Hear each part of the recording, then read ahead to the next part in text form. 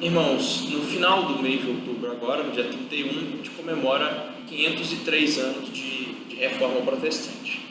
Então, é o aniversário de 503 anos e o mês de outubro é chamado, conhecido como o mês da Reforma, que a gente comemora essa data.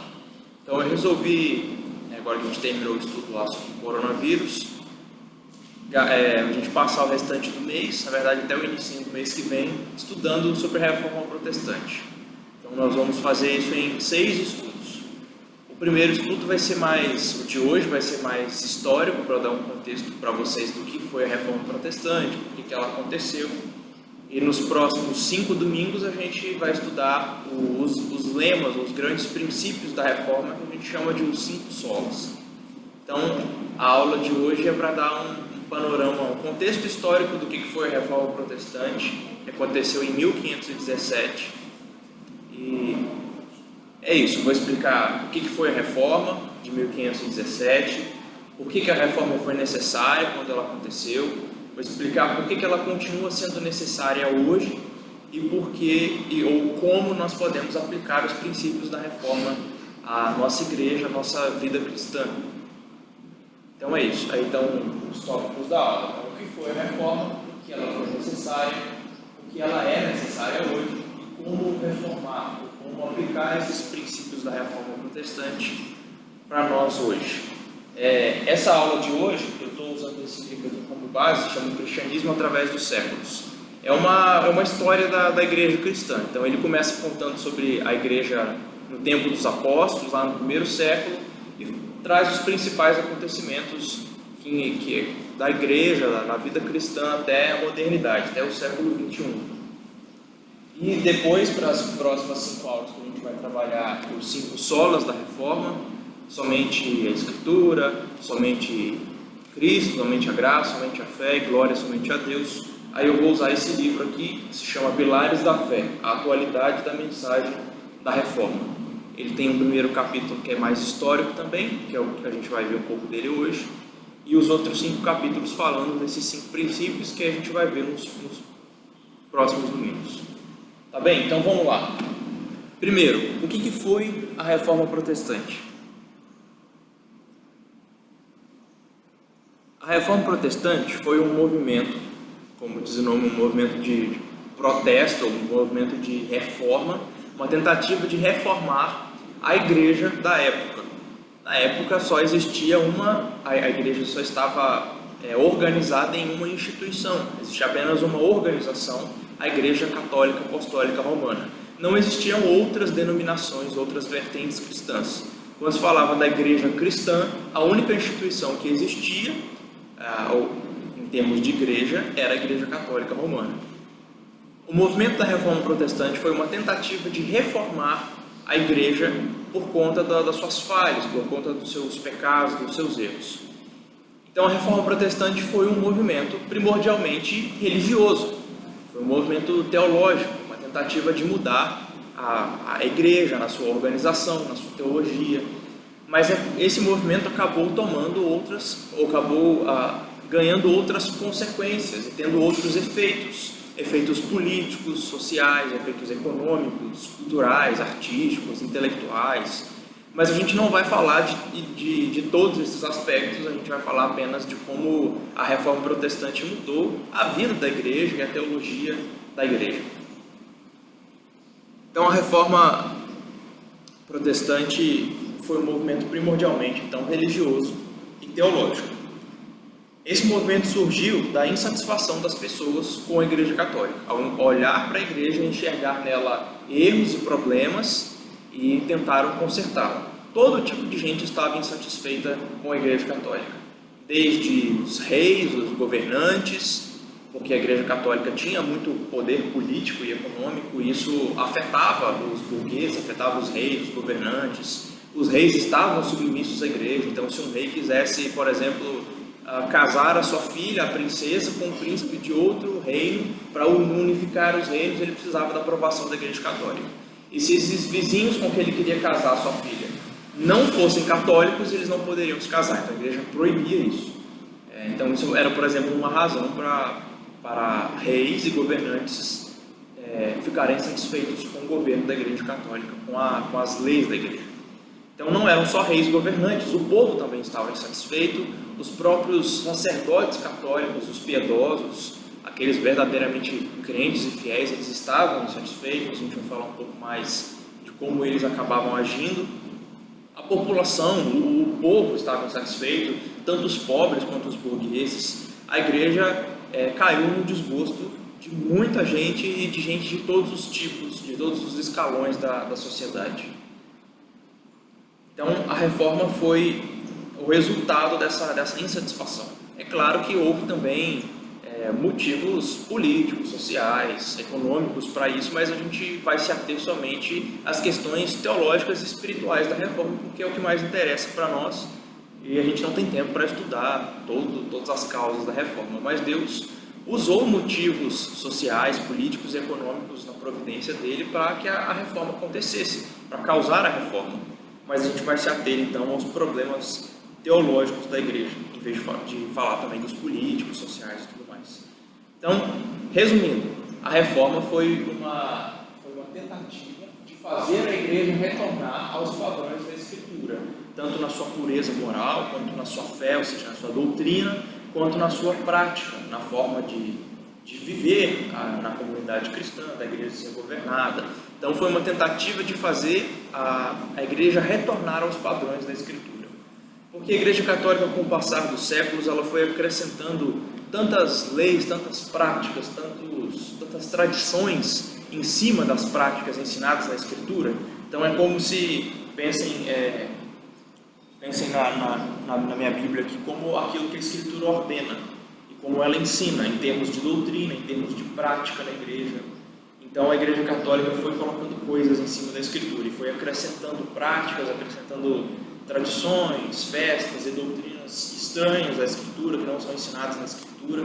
Então é como se os padrões da Bíblia fossem sendo enterrados, como se tiverem construído um edifício inteiro em cima da Bíblia, soterrando ela. E o trabalho da reforma foi um trabalho de escavação, foi um trabalho de tentar tirar tudo isso que foi um acréscimo da igreja como instituição e tentar resgatar apenas a prática e a doutrina da Escritura e se livrar e limpar e arrancar tudo que não fosse ensinado pela Escritura. Então basicamente isso que foi a reforma protestante. E por que ela aconteceu? Por que ela foi necessária?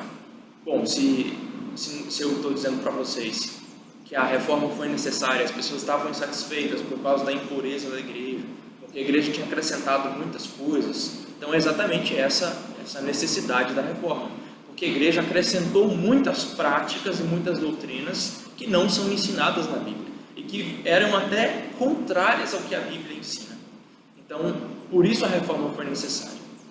Eu elenquei 3 tópicos aí para a gente falar então dessa necessidade da reforma. A reforma foi necessária por causa da imoralidade da igreja, por causa da teologia ruim, da má teologia, e por causa dos abusos da igreja romana, da igreja católica. Então esses são 3 motivos que a gente pode pontuar, porque a reforma de 1517 começou naquele ano, pelo menos durou mais um século pelo menos. Foram esses 3 motivos, são bons motivos para a gente pontuar como sendo a necessidade da reforma. Então vamos falar do primeiro deles, por causa da... Não, pode deixar essa tela aí. Por causa da imoralidade. A Igreja Católica fundou em imoralidade, em pecado mesmo. Todos os escalões da hierarquia da igreja estavam corrompidos. Desde o escalão, desde a função, a posição mais baixa da igreja, que era dos diáconos, até os papas, todos os escalões da igreja estavam corrompidos, né? Só para curiosidade aí, a hierarquia da Igreja Católica: diáconos, padres, bispos, arcebispos, patriarcas, cardeais e o Papa no final. Todos esses escalões estavam corrompidos. Eles viviam abertamente em pecado, sem esconder para ninguém. Embora a Igreja Católica proibisse o casamento, os padres, demais sacerdotes, muitos tinham amantes, concubinas, várias mulheres, tinham filhos com elas. Eles vendiam seus cargos como se fosse uma terra ou qualquer outra posse. Eles vendiam: quer ser bispo? Você pode comprar. Você quer ser arcebispo? Você pode comprar o seu cargo.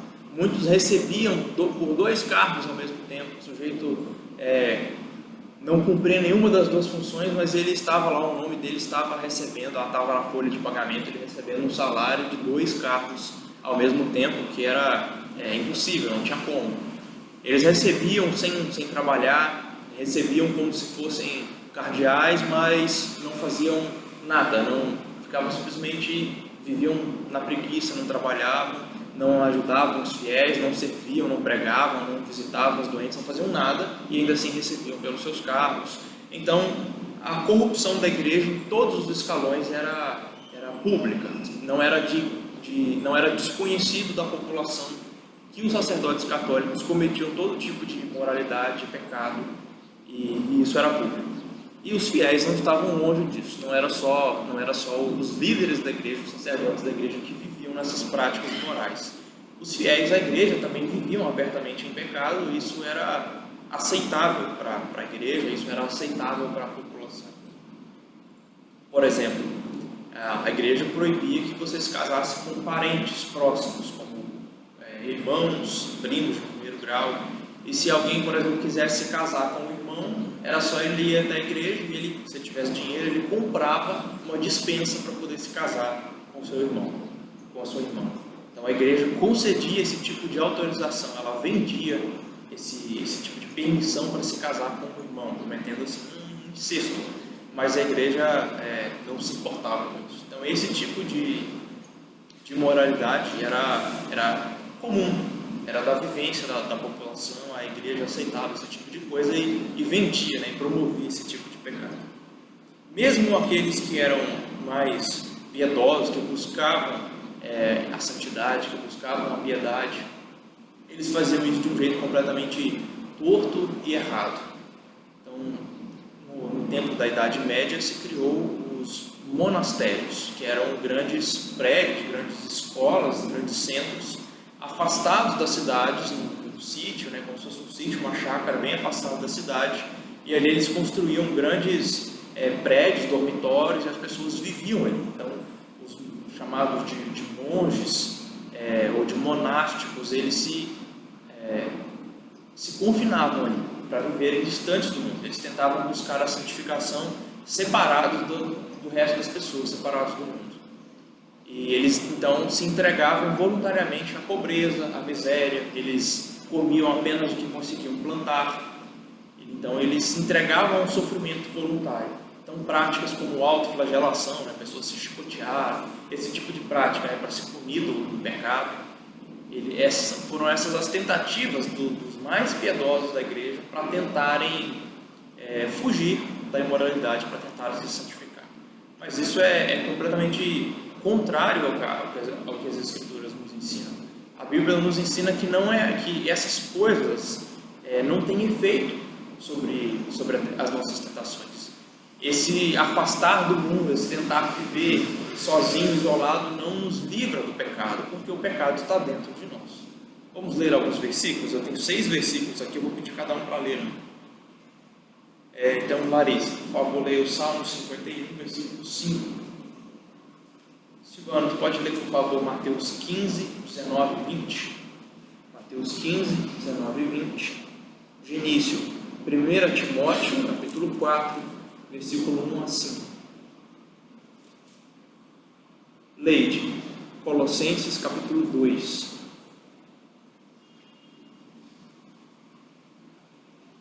Marlene, João 17. João 17, o Evangelho. E eu vou ler Mateus 5.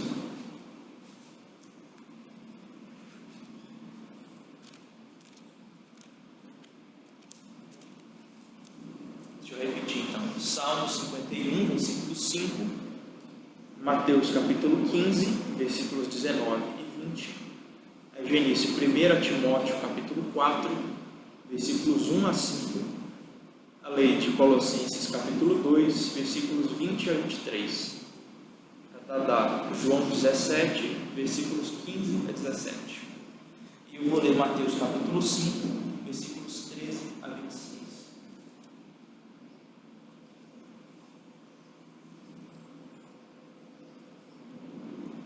Pode ler, Larissa.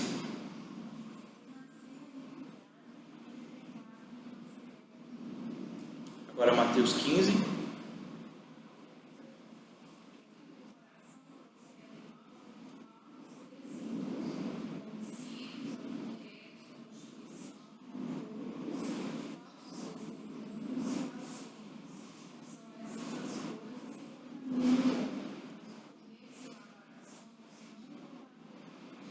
Isso, então vejam que a Escritura nos ensina que não adianta você se isolar do mundo, se isolar das pessoas, porque o pecado está dentro de nós. O pecado contra o qual nós temos que lutar, é claro que o mundo nos tenta, é claro que as outras pessoas nos tentam, mas fugir disso não vai nos livrar do pecado e não vai ter um efeito real sobre a santificação. Porque o pecado está em nós somos pecadores, nós nascemos em pecado, fomos concebidos em pecado, o pecado está no nosso coração, é do coração que procedem tudo isso que a Silvana leu, brigas, intrigas, adultérios, assassinatos, tudo isso procede de dentro do coração.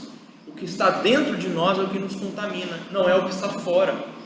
Então, se isolar do mundo e praticar atos como atos de purificação, atos físicos, litúrgicos de purificação, não tem efeito, como lavar as mãos, por exemplo. Essa não era uma questão de higiene na época, era uma questão religiosa. As pessoas achavam que lavando as mãos antes de comer, isso ajudaria ela na pureza espiritual delas. Era um ato religioso, um ato de purificação. Então Jesus está dizendo, não adianta você lavar a mão antes de comer, porque o que te contamina está dentro de você.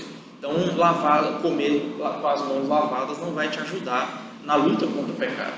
Pode ser higiênico, pode ser limpo, mas na luta contra o pecado não tem efeito.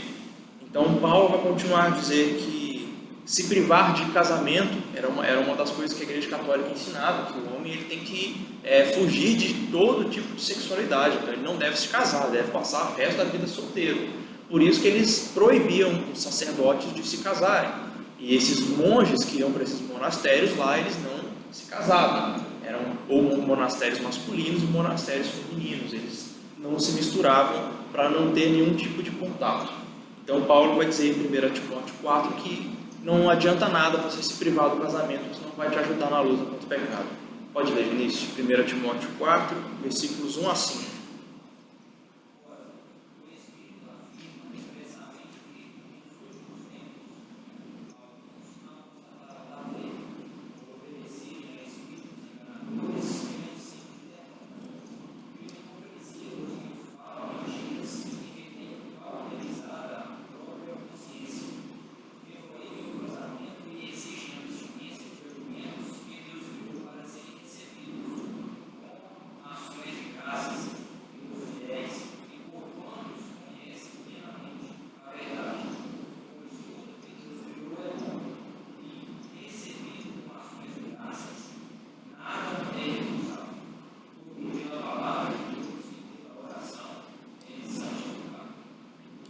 Então veja aí, Paulo associando essa proibição de se casar, essa proibição de comer determinados alimentos, como sendo ensino de demônios, como sendo ensinos falsos de homens que estão longe da verdade. Então Paulo está dizendo, tudo que Deus criou é bom, o casamento é bom, a sexualidade é boa, comida, bebida, tudo isso é bom.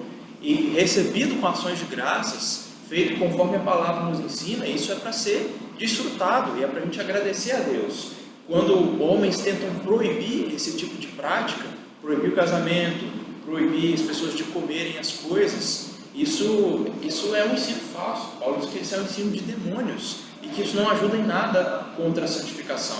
Então, esse tipo de prática do tempo da reforma, de se isolar em monastérios para não se casar, para se privar de determinados alimentos, se ficar longe do mundo, essa não é uma prática que ajuda na santificação. Esse não é um ensino bíblico, é um ensino falso de homens, é um ensino de demônios, Paulo está dizendo. Agora, Colossenses capítulo 2, versículos 20 e 23.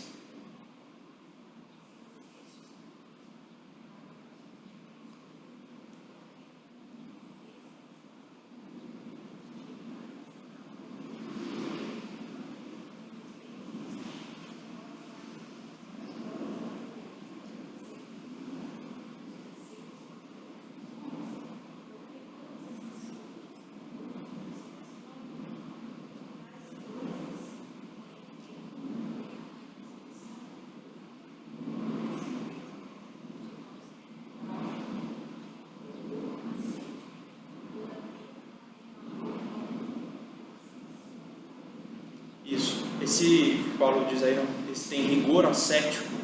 A palavra ascético, o ascetismo, é exatamente essa prática de se afastar do mundo. Então, o ascético é aquele que sai da cidade, sai dos grandes centros e vai para um monastério para ficar isolado do mundo lá. E lá ele se priva de todo tipo de prazer, ele se priva de contato com as pessoas, achando que assim ele vai se santificar. Então, essas práticas de rigor ascético, de separatismo, Paulo está dizendo, elas podem ter aparência de piedade, podem ter aparência de sabedoria, mas na verdade elas são ensinos de homens. Isso não é ensino de Deus, é ensino de homens. E os reformadores, eles enxergaram muitas das práticas da Igreja Católica como práticas de homens, ensinos de homens e não da Escritura. Então essa prática, não faça isso, não toca nisso, não veste isso, não come aquilo, não faz isso. Esse tipo de não faz isso, que não está escrito na Bíblia, que não foi ordenado por Deus, isso é ensino de homens. E não tem poder nenhum sobre a sensualidade. Ou seja, esse tipo de coisa não nos ajuda na luta contra o pecado, não nos ajuda na luta contra a sensualidade, contra qualquer tipo de tentação. Então isso não tem efeito, isso tem aparência de piedade, mas não tem efeito algum na prática. João capítulo 17, versículos 15 a 17.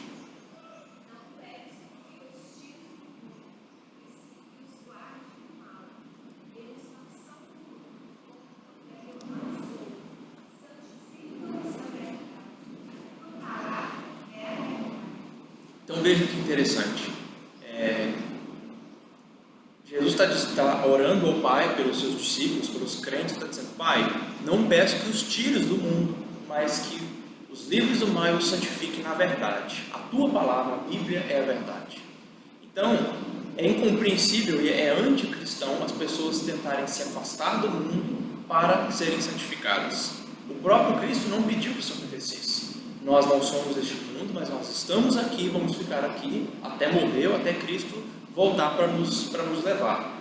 Mas enquanto isso não acontece, nós estamos no mundo, nós convivemos com pessoas más, nós convivemos com incrédulos, nós vivemos no meio de tentações, e a oração de Cristo é para que nós sejamos livrados do mal, livrados da tentação, livrados do maligno, e para que nós sejamos santificados na verdade, por meio da palavra de Deus. Então a santificação vai acontecer por meio da palavra de Deus, vai acontecer aqui no mundo, não afastados no meio do monastério, como monges, mas no mundo. E a necessidade disso é para que nós influenciemos o mundo. Nós vamos ser santificados aqui, porque nós devemos ser sal e luz aqui, para trazer sabor, para trazer preservação, conservação, nessa função do sal, e para trazer luz a esse mundo tenebroso. Então é isso que Jesus nos ordena em Mateus capítulo 5, versículos 13 em diante. Ele diz assim, vós sois o sal da terra. Se o sal vier a ser insípido, ou seja, sem sabor, como lhe restaurar o sabor? Para nada mais presta, senão para lançado fora, ser pisado pelos homens. Vós sois a luz do mundo. Não se pode esconder a cidade edificada sobre um monte, nem se acende uma candeia, uma lâmpada, para colocar debaixo do alqueire, debaixo da cama. Então ninguém acende uma vela para colocá-la debaixo da cama, você coloca ela na escrivaninha, no criado mudo, coloca ela em algum lugar que ela vai iluminar. Jesus diz, assim brilhe também a vossa luz diante dos homens, para que vejam as vossas boas obras e glorifiquem o vosso Pai que está nos céus. Então Jesus não nos ordena que nos afastemos do mundo, mas que no mundo, sendo santificados, nós brilhemos, nós salguemos esse mundo para trazer luz a esse mundo tenebroso, para que as pessoas vejam as nossas boas obras e glorifiquem o nosso Deus. Nos monastérios, esses monges, eles se detinham ao estudo da Escritura, eles ficavam lá copiando a Escritura, lendo a Escritura, mas eles não ensinavam isso para o povo. Eles estavam lá se enchendo de conhecimento bíblico, nem tanto pelo visto, porque se eles não, lendo esses textos eles não compreendiam que a prática deles era errada, mas eles não ensinavam as pessoas. Então aquilo não tinha resultado algum, não servia para o bem do próximo, não servia para edificar e para trazer luz para o mundo, servia só para eles. Então essa prática da igreja, isso eram os mais piedosos, e estava tudo errado. Então quando os reformadores, lendo as Escrituras, perceberam todas essas práticas, esses ensinos de homens, eles perceberam, é necessário arrancar tudo isso, tirar tudo isso e voltar à prática da Escritura, e voltar ao que a Bíblia nos ensina. Então a palavra de Deus exige de nós santificação neste mundo e nós influenciarmos esse mundo mal, nós fazemos a nossa luz brilhar.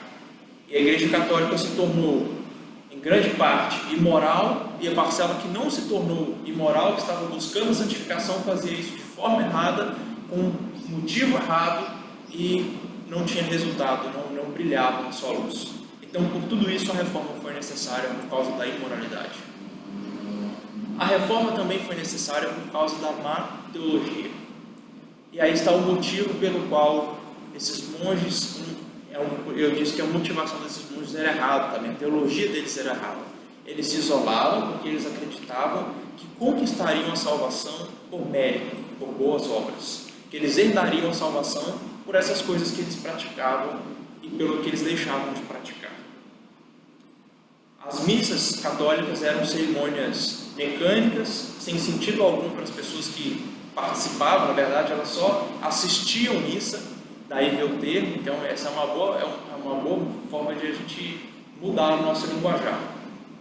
Crente protestante não assiste culto, crente presta culto, ele vai lá para adorar. Essa coisa de assistir culto, isso é católico, é literalmente você assistir a missa. Você não entende nada do que está acontecendo, você só vê, só assiste, porque a missa era toda celebrada em latim e durante um bom tempo celebrada de costas. Então o padre ficava olhando para o altar, né, normalmente numa cruz, a imagem de Cristo, o padre ficava olhando para lá, de costas para ele, falando em latim. Ninguém sabia falar latim, ninguém lia latim, ninguém entendia latim, e era isso, era literalmente só assistir a missa.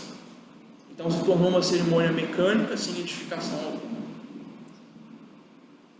As pessoas eram levadas a crer que somente participando da missa, melhor, assistindo a missa e recebendo os sacramentos da igreja, elas seriam salvas. E esse era o ensino da igreja. A igreja ensinava que era por meio dos sacramentos que ela administrava que uma pessoa seria salva. Então, para uma pessoa ser salva, ela tinha que participar de todos os sacramentos da igreja. Que naquele tempo, para a igreja católica, eram 7 sacramentos. A Bíblia nos ensina apenas 2, o batismo e a ceia do Senhor. A igreja católica tinha 7 sacramentos. Então, para o sujeito ser salvo, ele precisava ser batizado, então ele seria justificado, ele precisava passar uma vida ali de confirmação, penitência. Se ele fosse casar, casamento também era um sacramento. Ele ia fazendo confissão com o padre, seria absolvido dos seus pecados. Então ele faria penitência, e se ele viesse a ficar no leito de morte, o padre ia lá para dar a extrema unção. Então ele tinha que participar de todos os sacramentos da igreja para ser salvo. Se o sujeito não fosse batizado, inferno. Se o sujeito não praticasse penitência, inferno. O que era penitência? Era para a igreja, no ensino da igreja católica, a penitência é um auxílio às boas obras para você atingir o mérito que você precisa para a salvação. Então pense numa barrinha que tem que ser preenchida. Você tem que ir subindo até chegar no topo para você herdar a salvação. Então você tem que ser batizado, você tem que ir participando dos sacramentos, tem que praticar boas obras, tem que obedecer às leis da igreja, e você tem que ir fazendo penitência até você atingir lá o grau que é determinado para a sua salvação. E chegando lá, por meio da penitência, você vai conseguir ser salvo. A penitência vai ajudar nas boas obras. E o que era a penitência? A penitência era algum tipo de sacrifício para que os seus pecados fossem perdoados de alguma forma e você se santificasse. Então essa penitência podia ter a forma de, por exemplo, você fazer rezas, né? Essa é uma prática até hoje. Você vai se confessar com o padre, por exemplo, você confessa os pecados, ele te absolve e ele manda você fazer uma penitência. Você vai rezar 10 Pai Nosso, 10 Ave Maria e pronto, está feita a sua penitência. Então isso podia ser feito por meio de uma reza, subir uma catedral de joelhos, era comum também, fazer uma peregrinação, falar assim, esse ano você vai lá para a Catedral de Roma. Então você vai fazer uma viagem, isso para quem tinha mais dinheiro, eles ordenavam isso. Você vai fazer uma viagem de carruagem a cavalo até Roma e vai subir as escadarias de joelhos.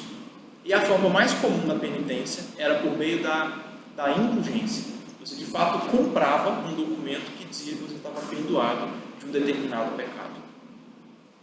A gente vai falar mais disso daqui a pouco. Mas, então, a doutrina da penitência era, então, você fazer algum tipo de sacrifício para ajudar você a acrescentar crédito, pontos com Deus, digamos assim, até você atingir a salvação. Então, podia ser uma reza, podia ser subir a escadaria de joelhos, podia fazer uma peregrinação, qualquer tipo desse sacrifício, então, abstinência alimentar durante algum tempo, um tipo de jejum, alguma coisa assim, era para ajudar você com as suas boas obras a alcançar a salvação. Então, essa é a doutrina da penitência. E então, esse tipo de prática de ser salvo por meio de boas obras, por meio dos sacramentos oferecidos da igreja, por meio da penitência, que era só um sacerdote que dava para você sacramentos e ditava a penitência, isso fazia primeiro os fiéis da igreja dependerem de si mesmos. Então ele sabia, olha, para eu ser salvo eu dependo de mim mesmo, porque eu preciso praticar boas obras, eu preciso fazer esses sacrifícios para eu alcançar a salvação. A igreja não negava que a justificação, que a salvação é por meio da fé, mas ela dizia, é fé mais obras, mais penitência. Então, para você ser salvo, você precisava ter fé, mas precisava também de boas obras de penitência. Então, o crente dependia de si mesmo, dependia do seu próprio mérito, e ele dependia da igreja, porque sem o sacerdote para ministrar os sacramentos para ele não seria salvo. Inclusive, teve uma época em que a igreja fechou as portas. As cidades que começaram a aderir à reforma e concordar com Lutero, a igreja mandou fechar as portas, a igreja católica. Então as portas foram fechadas e o padre não ia lá ministrar os sacramentos. Eles acreditavam que se a pessoa morresse sem a extrema unção, ela ia para o inferno. Então as pessoas se desesperaram, porque na cabeça delas, isso foi ensinado para elas, era a teologia católica, que se no leito de morte ela não for abençoada, não for ungida pelo sacerdote, pelo padre, ela morria e ia para o inferno. Então, sem um padre trabalhando na cidade com as portas fechadas, era a igreja católica dizendo, vocês estão perdidos. Se uma pessoa não fosse batizada, se uma pessoa não participasse ali da Eucaristia, não comesse ali a hóstia, se ela não se confessasse com o padre, se ela não fizesse penitência, ela estava perdida. Era isso que era ensinado para as pessoas. Então elas precisavam da igreja. Sem a igreja elas não seriam salvas. Isso tornou a população dependente da igreja católica. Elas precisavam, sem a igreja elas não seriam salvas. E isso é completamente contrário ao que a Escritura nos ensina. Vamos abrir mais alguns versículos? Jeane, está com a Bíblia aí? Leia, por favor, Romanos, capítulo 3, versículo 20. Samuel, tem Bíblia aí? Leia, por favor, Romanos, capítulo 1, versículo 17. Só esses dois. Se vocês quiserem abrir para acompanhar, Romanos 3, versículo 20, Romanos 1, versículo 17.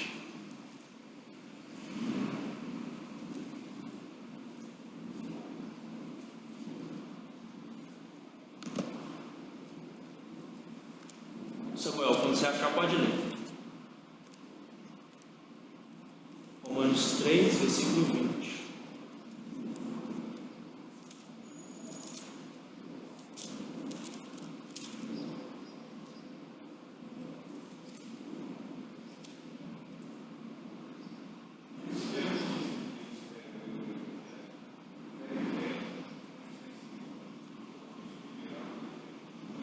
Perdão, eu pedi a ordem errada então. Jane, por favor, Romanos 3, versículo 20.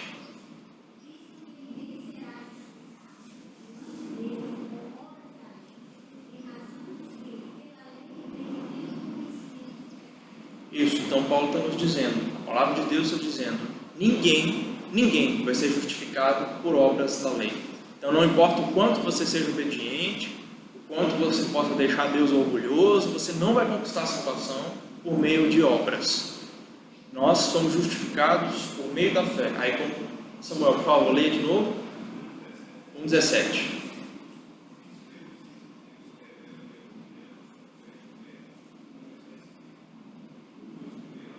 Isso. o homem é justificado por meio da fé. Ele se torna justo por meio da fé.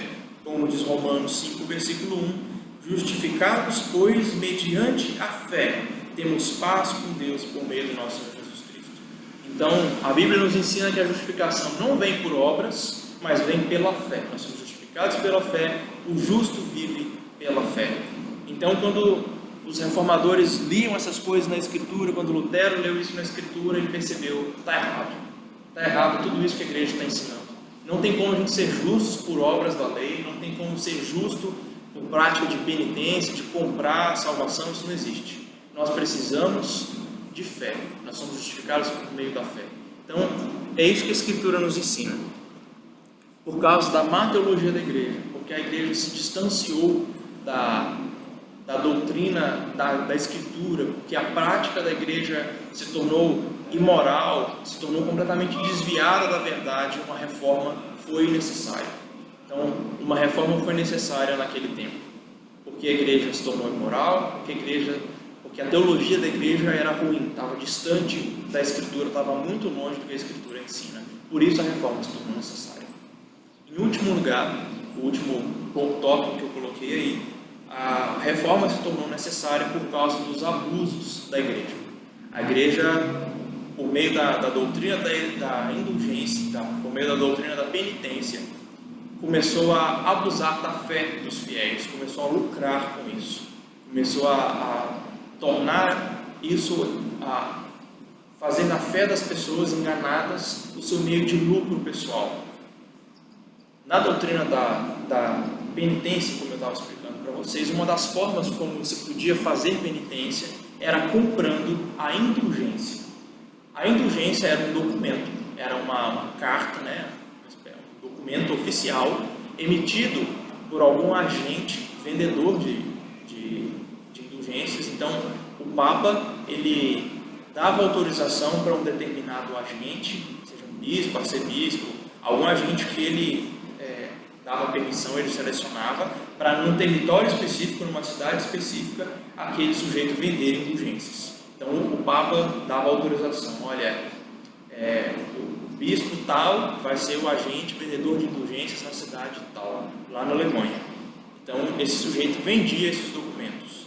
Então a indulgência era um documento em que você comprava esse documento e aí esse documento dava a você a garantia de que seus pecados, um determinado pecado, estava perdoado e que você sofreria menos o castigo desse pecado.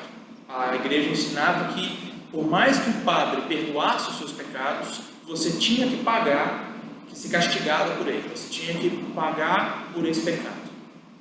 Ou você pagaria isso em vida, ou você pagaria isso no purgatório. Então a igreja ensinava que quando o fiel morria, quando o católico morria, se ele fosse católico, né? Porque se ele não tivesse sido batizado, ele ia para o inferno direto. Se ele tivesse cometido um pecado, capital, né? Como ele chama, um dos 7 pecados capitais, então o sujeito ia para o inferno. Mas se ele tivesse cometido um pecado venial, que era qualquer outro pecado, senão esses 7 capitais, da onde a igreja tirou isso, não foi da Escritura, então o sujeito ia para o purgatório. Nesse purgatório ele passaria anos a fio sofrendo até purgar o pecado, até ser limpado do pecado, até o pecado sair dele. Isso podia levar dezenas de anos, centenas de anos, milhares de anos no purgatório. Mas ao comprar uma indulgência, ele diminuía o tempo dele no purgatório. Então ele podia comprar lá uma indulgência que tirava 100 anos dele do purgatório. Então ele imaginava, se com os pecados que eu cometi eu vou ter que ficar uns 300 anos no purgatório, eu vou comprar ali umas 3 indulgências de 100 anos e aí eu vou direto para o céu. Essa era a crença da igreja. Tem até uma frase que se tornou uma frase, pode passar, uma frase desse homem aí, Johann Tetzel. Ele era um vendedor de indulgências. Uma frase, acredito ser dele, ficou famosa, que é: a moeda cair no gasofilácio, né, no baú onde eles recolhiam, ao cair da moeda no gasofilácio, a alma sai do purgatório. Então essa frase se tornou famosa porque ele repetia e ensinava ela. Quando você dá o seu dinheiro lá no cofrinho, quando ele cai no gasofilácio, uma alma sai do purgatório. Você podia comprar, inclusive, indulgências para parentes seus que estavam mortos. Então, se eu perdi um irmão, se eu perdi a minha mãe, e eu queria que ela estava no purgatório, eu podia comprar indulgências para ela. Então, eles vendiam indulgência até para morto, para tirar a alma deles do purgatório. Feliz, queria perguntar, comentar?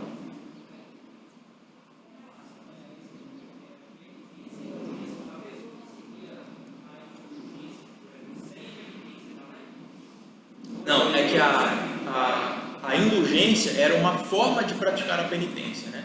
A doutrina da penitência é a doutrina de que você soma alguns sacrifícios às suas boas obras para atingir a salvação. E um desses jeitos, um desses sacrifícios, seria um sacrifício monetário de comprar esse documento, que é a indulgência.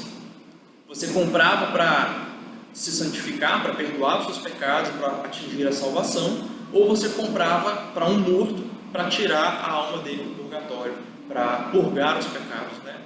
Ou diminuir a sentença, digamos assim. Entendeu? A diferença entre penitência e indulgência. Como é que é?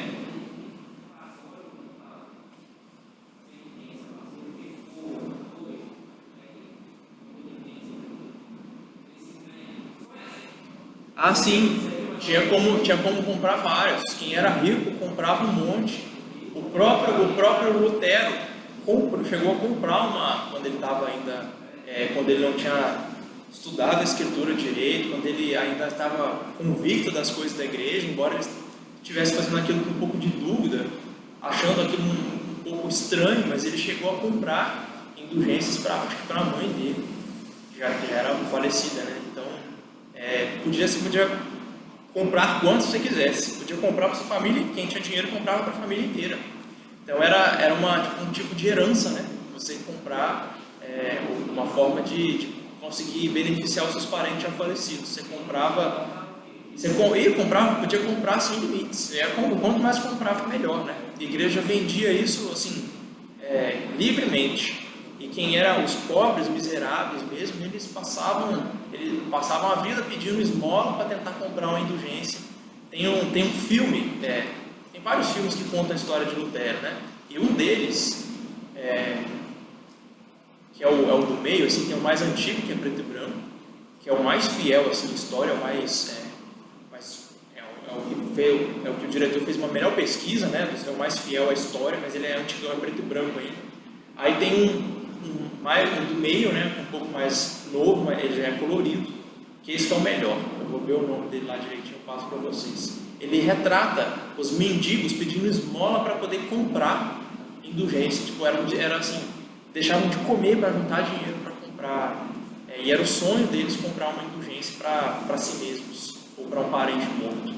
Inclusive, essa figura é uma ilustração da época, e retrata o Tetzel lá no alto, tá vendo?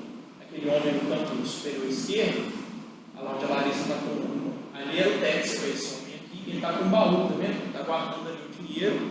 E esse povo todo está fazendo uma fila, está se aglomerando para poder comprar indulgências. Então ali tem uma mesa, onde tem um escrivão ali assinando o nome da pessoa, e o Tetzel assinava, a pessoa comprava a indulgência. Então esse tipo de prática era um abuso da fé das pessoas, era um aproveitamento. Eles aproveitavam para ganhar dinheiro em cima da fé das pessoas, fazendo terror nelas, né? Dizendo que sem isso elas iam para o inferno, que sem isso elas iam passar centenas, milhares de anos no purgatório se elas não comprassem. Então imagina, você já tem uma vida penosa, uma vida difícil. Na Idade Média era terrível, né? Saneamento não tinha, comida, carne, não existia esse negócio de chegar no açougue e comprar carne. Ou você criava um animal e batia, ou você comprava um animal, uma carne podre no mercado, jogava um molho em cima lá para tirar o gosto de carne azeda e come aquilo. Era assim, uma realidade terrível, já era uma vida penosa do pobre. E ele ainda tinha que juntar dinheiro porque ele sabia que ele ia passar centenas, talvez milhares de anos no purgatório. Ele precisava usar o dinheiro dele para comprar as indulgências. Então era um abuso terrível. E olhando para tudo isso, Lutero foi se revoltando e ele foi estudando a Escritura e percebendo que aquilo ficava muito distante de tudo que a Escritura ensinava. Aquilo não só não estava na Escritura, não era só a questão não era que assim, não era só uma coisa que a Escritura não ensinava, era uma coisa contrária ao que a Escritura ensinava. Então Lutero foi alimentando essas coisas no coração, ele foi se revoltando contra isso. Então, só um outro dado, o Papa da época de Lutero era o Leão X. Ele queria construir a Catedral de São Pedro, a Basílica de São Pedro, que seria a maior igreja do mundo. Ele estava querendo deixar como legado dele em Roma. Ele queria construir a Catedral de São Pedro, que seria assim, faria o nome dele para sempre dentro de todos os papas, né? Ele seria o papa que construiu a maior igreja do mundo, a maior basílica do mundo. Então, ele querendo juntar recursos para construir essa catedral em Roma, ele começou a distribuir autorização para as pessoas venderem indulgência. Qualquer um que quisesse vender indulgência, ele distribuía livremente a autorização.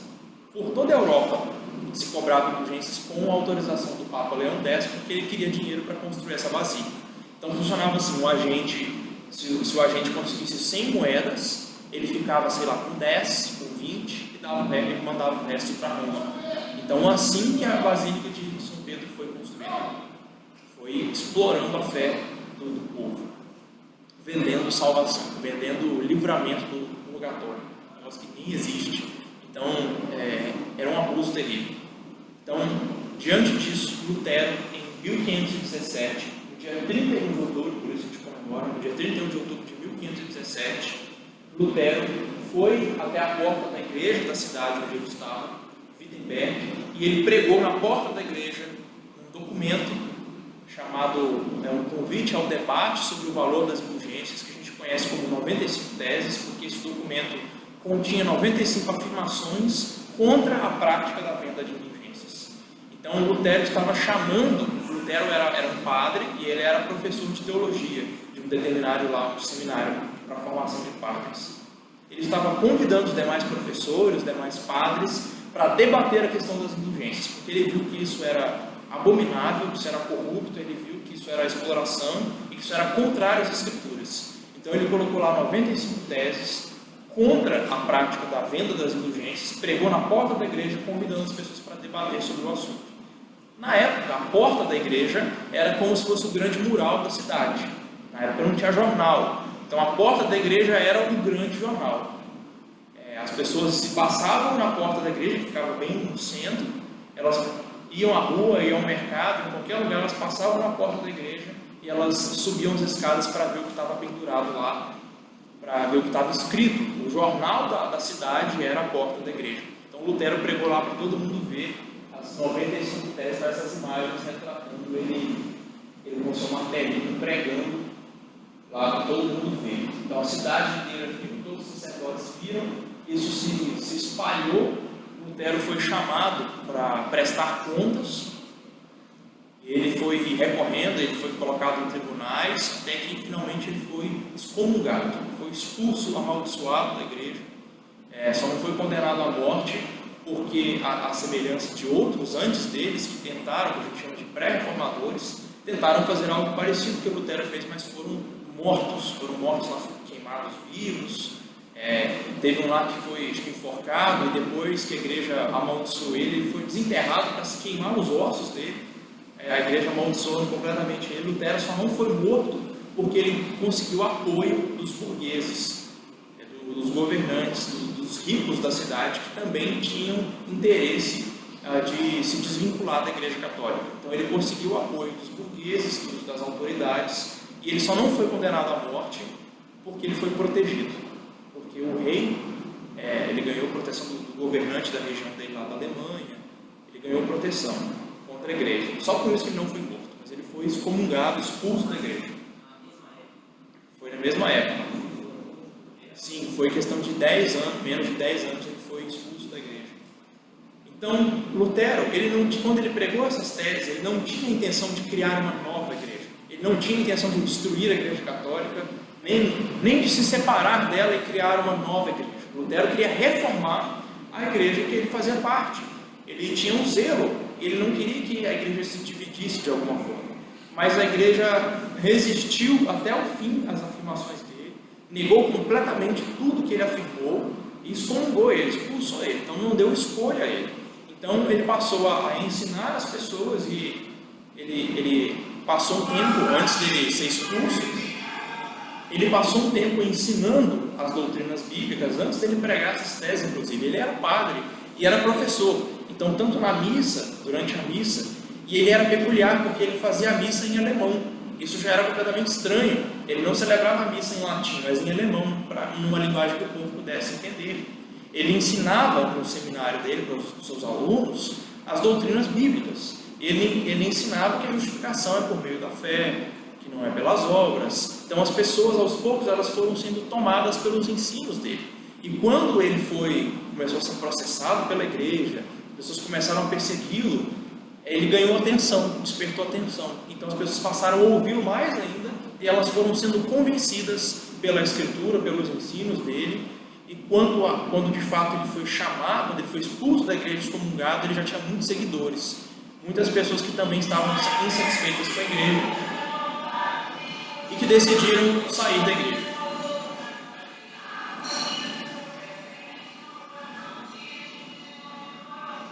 É dose, hein? E que decidiram, então, sair da igreja, abandonar a igreja. E esse fenômeno de reforma aconteceu primeiro na Alemanha com Lutero, mas foi acontecendo em outros países. E cada país teve um grande reformador que foi o líder disso, assim como Lutero foi o líder na Alemanha, foi o primeiro, foi a dar o pontapé inicial, e os demais foram iniciando reformas em seus países. Os outros principais reformadores junto com Lutero na Alemanha foi Zwingli na Suíça, foi Calvino na França, e depois ele acabou indo para a Suíça também, e John Knox na Escócia e na Inglaterra. Então, os grandes reformadores, cada um no seu país, realizou uma grande obra de reforma, se separando da Igreja Católica e organizando então uma nova igreja. E os governantes em muitos países da Europa, eles aderiram ao movimento da reforma. Então, se criou uma igreja nacional. Então, tinha lá a igreja da Inglaterra, a igreja da Escócia, a igreja reformada da França, a igreja da Suíça. Então, se tornou uma igreja do país. Inclusive, em muitos desses países, os pastores recebiam do Estado, em alguns países, até na Escócia, até hoje, as igrejas reformadas são ligadas ao Estado, e os pastores são funcionários públicos, eles prestam concurso, ou eles são contratados, eles recebem do Estado, porque a igreja se tornou a igreja daquele país. Então, o autor de um desses livros que eu mostrei para você, ele conta os desdobramentos da reforma. Ele diz: a reforma provocou mudanças vitais que fizeram com que a Igreja Católica Romana, antes que era universal, era única, era o mundo inteiro, ela fosse substituída na Europa Ocidental por igrejas nacionais. Então, cada país organizou a sua igreja. Essas igrejas tomaram a Bíblia como autoridade final e entendiam que não era necessário nenhum mediador humano entre o homem e Deus para obter a salvação já adquirida por Cristo na cruz. Então, esse foi o efeito da reforma. Alguma dúvida sobre o que foi a reforma, o que ela aconteceu? Fiquem à vontade para perguntar.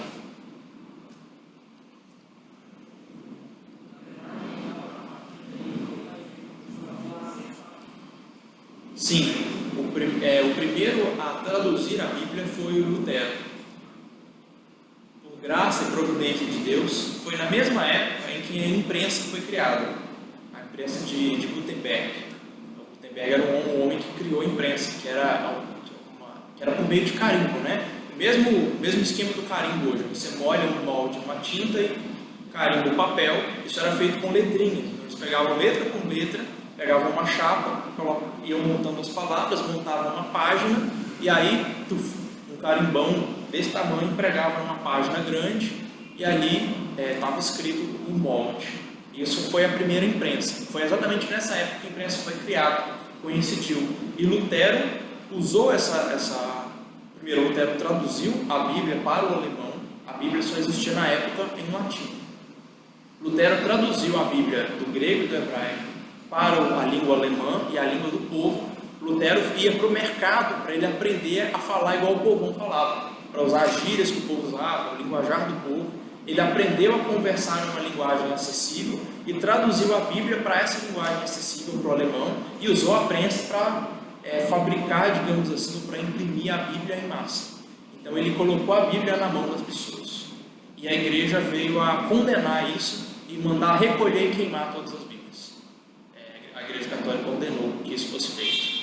Eles chamavam a Bíblia de Lutero e diziam que ele tinha alterado a Bíblia. Inclusive, um dos recursos que a igreja usou para dizer que Lutero alterou a Bíblia foi dizer que ele tirou alguns livros da Bíblia. E aí a igreja disse então que a Bíblia verdadeira tinha 7 livros a mais do que a que Lutero distribuía, que ele tinha tirado esses 7 livros. E são exatamente os 7 livros que nós hoje não consideramos como Bíblia, como canônicos, mas que a igreja, desde aquela época, passou a dizer que a gente tinha tirado. Na verdade, não foi Lutero que tirou esses livros da Bíblia. A igreja católica colocou os livros na Bíblia só para dizer que Lutero tinha tirado. Então, a igreja sacralizou a Bíblia em latim e disse que a única Bíblia Santa era em latim, que não se podia usar outra, e condenou qualquer tipo de tradução da Bíblia, seja para línguas vulgares, que eles chamavam, né? Línguas que não eram latim, línguas que não eram dignas da Bíblia. Então, isso é para que o povo não pudesse ler a Bíblia e perceber que as práticas eram antibíblicas, né? Então, a partir daí, a Bíblia foi sendo traduzida para outras línguas. Então, ela foi traduzida também para o inglês, para o francês e assim por diante. Os países que aderiram à Reforma, foi quase a Europa inteira que aderiu à Reforma. Os grandes países que não aderiram à Reforma, que permaneceram católicos, foi claro a Itália, né? No caso de Roma, lá era o centro. Espanha, Portugal foram os grandes países que não aderiram à Reforma. Quase todos os outros aderiram à Reforma protestante, se desvencilharam da Igreja Católica e criaram igrejas daquele país, né? Era a Igreja da Inglaterra e a Bíblia então era traduzida para o inglês. A Igreja da França e a Bíblia era traduzida para o francês. E assim por diante. Então a Bíblia foi colocada na mão do povo, os cultos passaram a ser feitos na língua do povo e tudo mais. As músicas que antes eram cantadas só em latim na missa, Lutero escreveu cânticos em alemão, um deles tem no nosso cenário, né, Castelo Forte, foi de composição de Lutero, ele escreveu esse hino em alemão, muitos outros hinos, né? Calvino fez um trabalho que ele mandou musicar todos os salmos em francês. Ele pegou lá os 150 salmos, ele foi pagando diversas pessoas para musicarem os salmos em francês, para as pessoas aprenderem a cantar a Bíblia. Calvino mesmo escreveu alguns hinos em francês para ensinar o povo a cantar. Então foi a partir daí que as pessoas tiveram contato com a verdade de Deus, né, com a palavra. Antes disso, elas não tinham nenhum conhecimento, era só o que a igreja ensinava. Por isso elas não conseguiam distinguir entre o erro e a verdade da Escritura, porque elas não tinham contato, né, com a Escritura na língua delas. Ok? Tá bem, então. Deixa eu ir para o último ponto aí. Por que a reforma é necessária hoje? E aí, a Larissa me ajudou fazendo esse slide. Ela pergunta, mas são os mesmos pontos? Sim, de propósito. A reforma continua sendo necessária hoje pelas mesmas razões que ela foi necessária há 503 anos atrás. A igreja de hoje, que a gente popularmente chama de igreja evangélica, né, que é toda e qualquer igreja que não é igreja católica, para nós é igreja evangélica. A igreja evangélica como um todo precisa de reformas, tanto quanto a igreja católica precisava de reformas naquele tempo, pelos mesmos motivos, porque a igreja está cheia de imoralidade, porque a igreja tem uma teologia ruim, distante da Escritura, e porque a igreja tem se aproveitado da fé das pessoas para ganhar dinheiro. Isso é evidente, basta ligar a TV em qualquer canal evangélico, você vai ver esse tipo de imoralidade, esse tipo de depravação, de teologia ruim, da fé das pessoas sendo aproveitadas, ou a fé das pessoas sendo explorada para ganhar dinheiro, né? Então a igreja está cheia de imoralidade, como a igreja daquela época estava.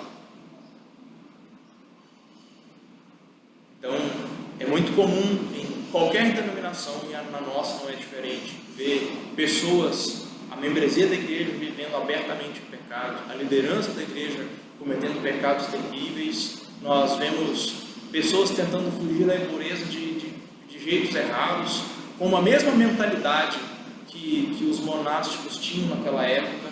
Hoje eu digo que os crentes evangélicos criaram o próprio gueto, eles criaram o seu próprio mundo gospel, onde eles tentam fazer com que tudo seja gospel, numa tentativa de se afastar do mundo para se santificar de um jeito errado. Então, crentes condenam determinados tipos de comida, determinados tipos de bebida, condenam determinados tipos de prática. Então, os crentes querem ditar que roupas a gente deve vestir, como deve estar o cabelo, o crente tenta determinar o que a gente faz, o que não faz, tenta fazer com que tudo seja gospel, aí cria música gospel, cinema gospel, roupa gospel, tem roupa gospel, cria de tudo.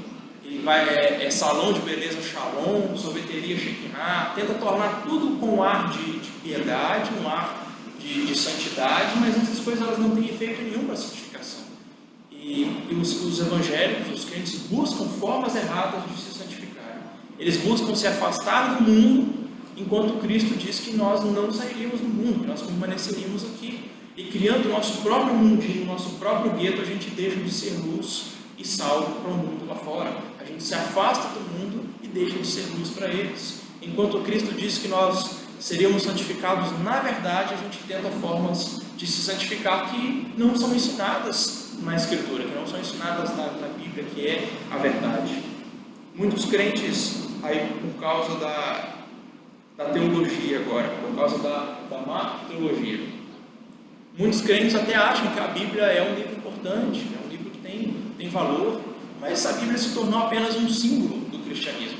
A Bíblia já não é uma prática, já não é um livro estudado, já não é um livro praticado no meio evangélico. As pessoas tratam a Bíblia como uma caixinha de promessa. Você abre um versículo aleatório, esperando que ele traga uma paz no seu dia, esperando que ele traga algum conforto, uma boa motivação. A Bíblia perdeu o lugar para a autoajuda, para a psicanálise. A Bíblia perdeu o lugar para coisas que não são a verdade, para coisas que não são a palavra de Deus. Crentes dão mais ouvidos a ideologias, a comentaristas e orientações políticas do que dão para a Escritura. Os crentes procuram orientação com o mundo para os seus problemas e não na Escritura. Os crentes usam a Bíblia de fato como uma caixinha de promessas. Você pode abrir aleatoriamente e achar que Deus está falando com você. Crentes constroem sua teologia em cima de ditados populares, em cima de músicas e não na Escritura. O crente usa chavões evangélicos para construir sua teologia. Esses chavões são conhecidos de todo mundo. Se não vem pelo amor, vem pela dor. E aí ele constrói a teologia dele em cima desse tipo de coisa. Constrói a teologia dele em cima de coisas que nem são versículos, mas ele ouviu isso em algum lugar e ele acha que é um versículo. Aí ele diz lá, uma folha não cai da árvore se não for da vontade de Deus. Isso não está na Bíblia, mas ele fala como se tivesse. Está na Bíblia que nenhum pássaro cai do céu. Que não cai uma folha da árvore, está no Alcorão. Isso é para Allah, para os muçulmanos. Para o cristão, a Bíblia não diz isso, mas ele fala como se tivesse. A Bíblia não diz, Deus ajuda quem cedo madruga.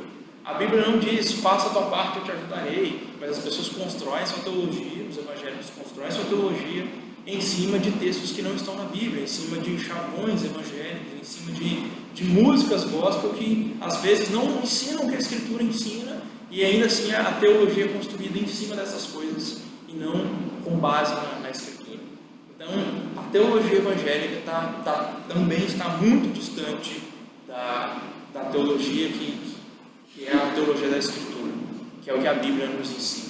Hoje os evangélicos continuam crendo na salvação por obras. Eles podem não comprar indulgências, eles podem não achar que a Igreja Católica vai fornecer, mas evangélicos continuam achando que vão ser salvos por meio de boas obras. Eles continuam dizendo que eu vou ser um bom homem, uma boa mulher, um bom cidadão, um bom esposo, um bom pai, um bom filho, e eles vão herdar a salvação. Eles acham que eles ainda vão fazer por onde? Se você pergunta para os evangélicos na rua e pergunta para eles, você crê na sua salvação? Se você morrer hoje, você vai para o céu? Ah, não sei, né? Depende. Eu tenho me esforçado, mas só Deus que sabe, né? Isso mostra que as pessoas elas estão fazendo por onde, né? Estão tentando. Uma crença de que ele vai ser salvo pelas suas boas obras, pelo seu mérito. Hoje, eu diria que o nosso maior e mais difícil campo missionário são as igrejas evangélicas. Porque os evangélicos de outras denominações, eles acreditam que a Bíblia é a palavra de Deus, eles acreditam em Deus, mas eles não sabem nada do que a Bíblia ensina. E eles creem em coisas que a Bíblia não ensina. E por eles serem religiosos, estarem numa igreja, a gente acha que não precisa evangelizar eles, mas na verdade eles não creem no Evangelho, eles não dependem de Cristo para sua salvação, não dependem de si mesmos, e se morrerem sem Cristo vão para o inferno, não importa quantos anos de igreja eles têm, e eles acham que não precisam, porque eles já estão numa igreja. Então, os evangélicos para nós hoje são um grande campo missionário, é um desafiador, porque a gente tem pouco contato, né? Nós estamos aqui e eles estão em outras denominações, até dentro da nossa denominação, da nossa igreja, muitos ainda acham que vão ser salvos por suas boas obras. E isso precisa de reforma. Essa teologia precisa de reforma. A igreja evangélica brasileira precisa de reforma, tanto quanto a igreja precisava, em aspectos diferentes, é claro. Pode parecer muito menos absurdo, mas a igreja continua precisando de reforma pelos mesmos motivos que a igreja do passado precisou. Em último lugar, a igreja precisa de reforma por causa dos abusos cometidos. Basta você olhar para as igrejas neopentecostais, milagres sendo vendidos, curas sendo vendidas, perdão de pecados sendo vendidos, vende tijolinho, vende óleo ungido, vende de tudo, vende suor de pastor, de bispo, de apóstolo. A fé das pessoas é explorada. Isso pode parecer ridículo e jocoso para nós, porque nós não somos enganados por isso, mas se você liga a TV, você vê milhares de pessoas sendo enganadas por isso. Você vê lá uma igreja com 5.000 pessoas, todo mundo chorando, todo mundo aplaudindo de pé, todo mundo ajoelhado, prostrado, acreditando naquilo. Pessoas vendendo carros para doar, pessoas vendendo casa para doar para charlatões, gente se enriquecendo, explorando as pessoas. E a igreja evangélica precisa de reforma. Os princípios da reforma precisam atingir a igreja brasileira. Precisam atingir a nossa igreja presbiteriana como denominação e precisam atingir outras igrejas evangélicas, né? A gente não gosta de se chamar de evangélico, eu mesmo não gosto por causa do conceito, né? Eu não gosto de me dizer evangélico porque quando uma pessoa pergunta, um ateu, um católico principalmente pergunta, eu digo que se eu dizer que eu sou evangélico, o conceito que ele vai ter de mim é esse conceito aí, neopentecostal, esse conceito maluco. Por isso que eu não gosto muito de me associar, mas a gente não pode se afastar muito do fato de que somos todos protestantes nesse sentido. Somos separados da igreja católica e nós precisamos de reforma, tanto quanto a igreja naquele tempo precisou. Então, por fim, como reformar então? Como fazer valer esses princípios da reforma? Como fazer a reforma atingir a nossa igreja, a nossa igreja local, a nossa denominação e atingir a igreja evangélica brasileira como um todo? Isso aí vai ficar para os próximos domingos, porque nos próximos domingos eu vou tentar mostrar para vocês como os grandes princípios, os valores, os lemas da reforma, eles são necessários hoje, eles precisam ser aplicados. Só isso antes, uma citação do livro, então, que a gente vai usar de base. Os reformadores não foram inovadores, mas eles redescobriram o tesouro da mensagem do Evangelho. Essa redescoberta do Evangelho não é um recurso para melhorar a nossa autoestima ou nos ajudar a ascender socialmente, porque é isso que tem sido pregado nas igrejas evangélicas hoje. Você vai vir para a igreja para melhorar a sua condição de vida, para prosperar, ou para melhorar a sua autoestima, para você ser feliz. É isso que tem sido pregado hoje no meio evangélico. Mas não foi com esse objetivo, ou não foi esse o efeito da reforma protestante. Nem fazer a igreja crescer em 5 passos ou qualquer coisa do gênero. A reforma, a redescoberta do Evangelho, diz respeito a ouvir a mensagem revelada na Escritura sobre a graça de Deus, no Cristo crucificado, e crer nessa mensagem revelada. Diz respeito à nossa morte e ressurreição diárias, enquanto nós aguardamos novos céus e nova terra. Então, para nós conseguirmos reformar, o que nós precisamos não é de novidade, não é de coisas novas que sejam atrativas para as pessoas virem para a igreja. vamos fazer alguma coisa que vai atrair, a igreja vai encher. Não é reformar, não é isso. Não é seguir 5 passos que vão nos levar ao crescimento. Reforma é nos voltar à mensagem do Evangelho revelado na Escritura, é nos voltar para Cristo em sua cruz e ressurreição todos os dias e reformar a nossa vida, reformar a nossa igreja dia após dia. Um grande princípio que a reforma nos ensinou foi: igreja reformada sempre se reformando. A igreja precisa estar constantemente em um processo de reforma para manter a sua fidelidade, para manter a sua pureza, para manter a sua doutrina fiel à Escritura. Então, quais são esses princípios que a reforma nos ensina? São conhecidos, chamados os 5 solas, os 5 princípios da reforma.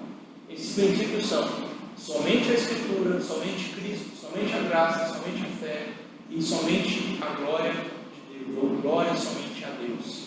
Esses são chamados os 5 solas porque vêm das expressões que ficaram conhecidas em latim. Na época, o latim era a língua usada para se escrever textos de teologia, de religião. Então, esses termos aí, sola Escritura, sola Cristo, sola gratia, sola fide e sola Deo glória, são os termos em latim. Por isso são chamados de os 5 solas. Então, a gente vai passar os próximos domingos, cada domingo estudando um desses princípios da reforma. Então, eu sempre vou explicar para vocês o que significa o conceito, vou mostrar na Bíblia como a Bíblia ensina esse conceito, e então a gente vai falar de aplicações práticas, ou de como aplicar esse conceito, esse princípio da reforma na nossa igreja, na nossa vida. Tá bem? É isso. Vocês têm alguma dúvida, algum comentário?